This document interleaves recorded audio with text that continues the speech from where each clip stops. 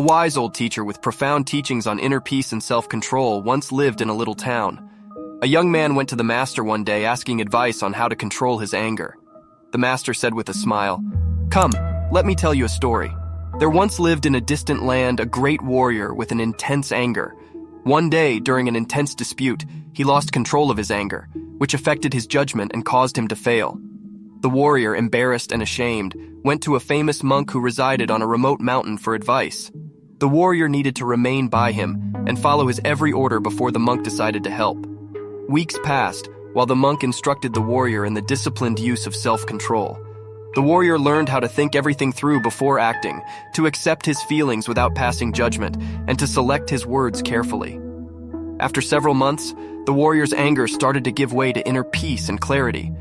The monk and the warrior were passing through a village one day when they noticed a person abusing them and throwing stones at them. The warrior's anger exploded, but he kept himself cool by thinking about the monk's lessons. The guy paused and said, "Why aren't you angry?" as he became taken away by the warrior's calm attitude. The warrior said with a grin, "Why should I let your anger ignite mine?" The person threw down his stones and started to walk away after realizing the stupidity of his own anger. From that moment on, the warrior represented inner strength and emotional control. When he returned to the community, he told others what he had learned, helping them in controlling their anger and achieving inner peace. The young man's heart filled with hope as he listened carefully to the master's story.